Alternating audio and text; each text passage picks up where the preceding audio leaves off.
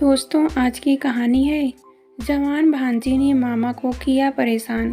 कहानी पसंद आए तो वीडियो को लाइक और सब्सक्राइब जरूर करना।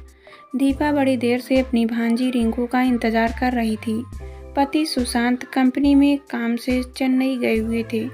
रिंकू के मोबाइल पर उसने बहुत बार ट्राई किया। रिंग पर रिंग जा रही थी, पर रिंकू ने ना फ़ोन उठाया और ना ही कॉल बैक किया।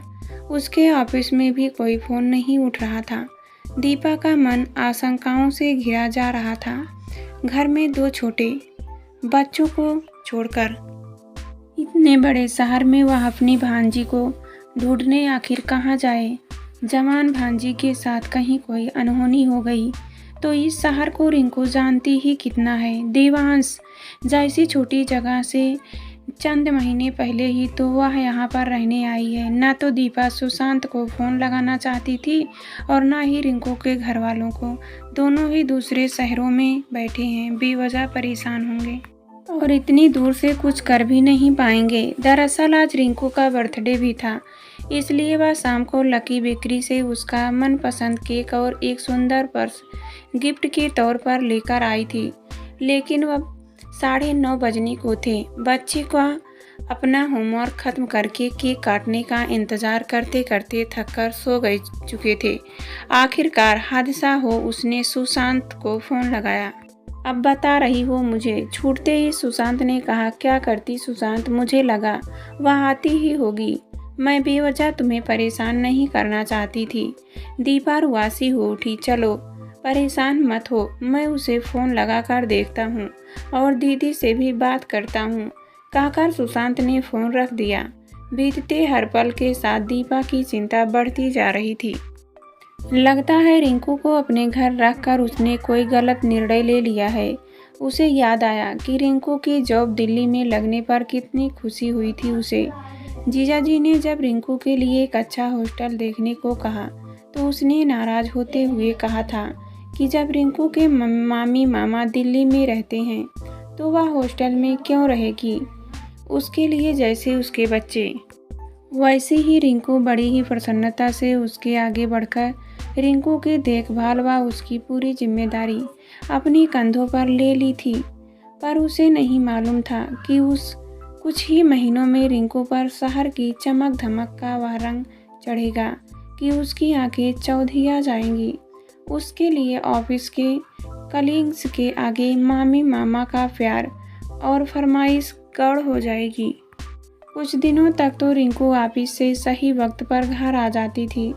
फिर काम का प्रेशर ज़्यादा है, मामी मुझे बहुत मेहनत करनी पड़ेगी, कहकर वह थोड़ा लेट आने लगी। फिर भी 7:30-8 बजे तक तो हर हालत में आ ही जाती थी। लेकिन आज तो लापरवाही की हद हो गई थी। आज वह ज़रूर उसे थोड़ी डांट लगाएगी। आखिर उसे भी तो समझ आए कि उसके कारण मुझे कितना परेशान होना पड़ा है। सोचती हुई दीपा उसे फिर से फ़ोन लगाने को उद्यत हुई कि मोबाइल की घंटी घनघना उठी। हेलो दीदी। चरण स्पर्श उसकी ननद का फ़ोन था। खुश रहो दीपा, अभी रिंकू से बात हुई है मेरी, वह बस आधे घंटे में पहुंच रही है, तुम चिंता मत करना। दरअसल उसके बर्थडे पर ऑफिस वालों ने एक पार्टी रखी थी तो वह उसी में बिजी थी। ठीक है दीदी। दीपा को बड़ा आश्चर्य हुआ। यह क्या तरीका है, बर्थडे पार्टी बनाई जा रही है, वह भी इतनी देर तक। और तो और इस लड़की ने उसे बताना भी ज़रूरी नहीं समझा, जबकि उसे अच्छी तरह से मालूम है कि मामा बाहर गए हुए हैं। अकेली मामी कितनी परेशान होंगी, उसने यह भी ना सोचा। ऊपर से उनका फ़ोन भी नहीं उठ रही है। और दीदी को देखो, इतनी देर रात लड़की घर से बाहर है, यह जानकर उन्हें कोई फ़र्क नहीं पड़ा। अरे अच्छी बात है कि आप लड़की को आज़ादी देने के पक्ष में हो, लेकिन यह क्या बात हुई कि जहां आप रह रहे हो उन्हें सूचित करना भी ज़रूरी नहीं समझते। दीपा की सोच से परे था यह सब। उसे पड़ोसिन सेना भाभी की वह समझाइश याद आ रही थी, जिसमें उन्होंने साफ तौर पर उसे चेतावनी देते हुए कहा था कि दीपा, यह अच्छी बात है कि तुम अपनी भांजी को यहाँ रखकर अपनी दीदी जीजाजी की मदद करना चाहती हो, परंतु यह काम इतना आसान नहीं। दूसरों के बच्चों को अपने पास रखना व यदि की देखभाल करना एक बहुत बड़ी जिम्मेदारी है। जिसमें सब कुछ अच्छा रहा तो कोई बात नहीं, लेकिन अगर कोई चूक हुई तो लोग आपको बुरा मनाने में कोई कसर नहीं छोड़ेंगे। उस वक्त उनकी बातों को हल्के में लेते हुए उसने कहा था कि आप चिंता ना करें भाभी, मैं सब संभाल लूँगी। मैं अपनी भांजी को इतने प्यार में से रखूँगी कि मामा भांजी का यह रिश्ता सबसे लिए मिसाल बन जाएगा। आज उसे लग रहा था कि अपने अति विश्वास के चलते भाभी की बात को अनसुनी करके हंसी में उड़ा देना शायद एक भूल थी, क्योंकि बड़ों की तीक्ष्ण अनुभवी नज़रें अधिक यथार्थवादी होती है। वह जितना इस रिश्ते को सहेजने की कोशिश कर रही थी, यह उतना ही उलझता जा रहा था। और आज हालात ये थे कि घर पर वह और बच्चे रिंकू का बर्थडे मनाने की तैयारी करके बैठे थे और वह अपने बर्थडे ऑफिस वालों के साथ सेलिब्रेट करने में बिजी थी। दीपा के मन में एक टीस उठी और गालों पर 2 बूंद आंसुओं की टपक पड़ी। रिंकू ने उसके घर को क्या होटल समझ रखा है, जहां अपना लगेज रखकर इंसान सिर्फ खाने और आराम फरमाने ही आता है। समझदार सुशांत शायद इस स्थिति को पहले ही भांप चुके थे, तभी तो पहले पहल वे उसे वहां रखने के पक्ष में नहीं थे। वे तो बाद में उसके काफ़ी समझाने व जोर देने पर आखिरकार उन्हें इस निर्णय पर अपनी मूक सहमत दे दी थी। वैसे तो 24 वर्षीय रिंकू बहुत भोली व प्यारी बच्ची थी। वह तो पहले भी उसे बहुत प्यार करती थी और बस यह चाहती थी कि वह इतनी आसानी से किसी पर भी भरोसा न करे।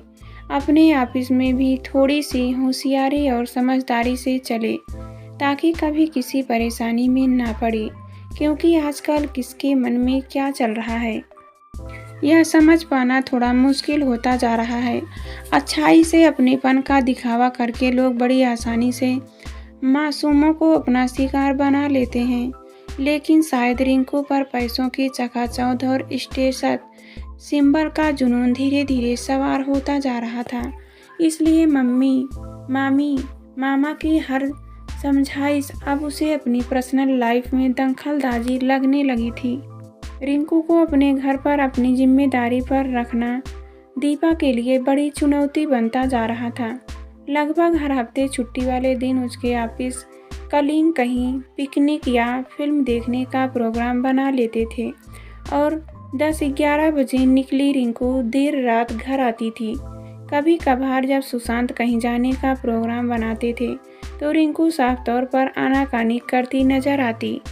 इससे सुशांत स्वाभाविक रूप से चिढ़ जाते। फिर भी वह लगातार इसी कोशिश में लगी रहती कि सुशांत और उनकी प्यारी भांजी के बीच कोई मनमुटाव न हो। पर अब रिंकू को समझ पाना और उसे समझाना दीपा के लिए टेढ़ी खीर होता जा रहा था। बड़े होने के नाते वे जिन खतरों को आसानी से घूस पा रहे थे, रिंकू के लिए वह उनकी बेवजह की चिंता थी। एक बार तो मयंक ब्लू वाटर पार्क गई। रिंकू दोस्तों के कहने पर जीन्स पहने ही पानी में उतर गई और दिन भर गीली जीन्स में घूमती रही। शाम को जब दीपा ने यह देखा तो उसे डांटा, यह क्या तरीका है रिंकू, पूरे दिन गीली जीन्स से क्या तुम बीमार नहीं होगी? अरे कुछ नहीं होगा मामी, आप बेकार ही परेशान होती हो, रिंकू ने लापरवाही से जवाब दिया। दीपा मन ही मन कुढ़कर रह गई।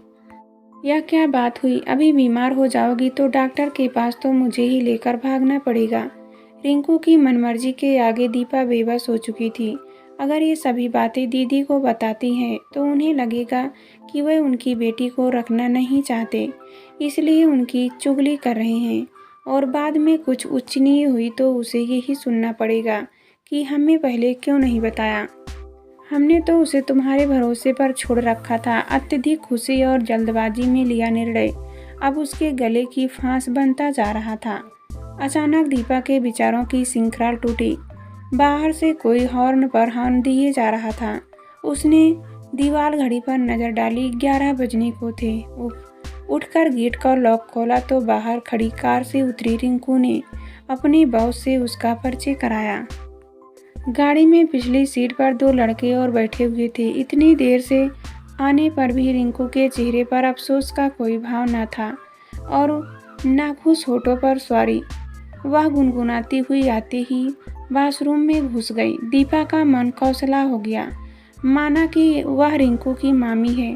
दीदी जीजा जी उसके मान्य हैं और इस नाते अपने मान्यों का मान रखना उसका कर्तव्य है। पर इस रिश्ते को निभाने का सारा दारोमदार क्या उसी पर है? क्या दूसरी ओर से कोई सार्थक पहल नहीं की जानी चाहिए? सही हो या गलत, आपके मुंह से उफ नहीं निकलनी चाहिए। इस तरह एक तरफा रिश्ता और वह आखिर कब तक निभा पाएगी?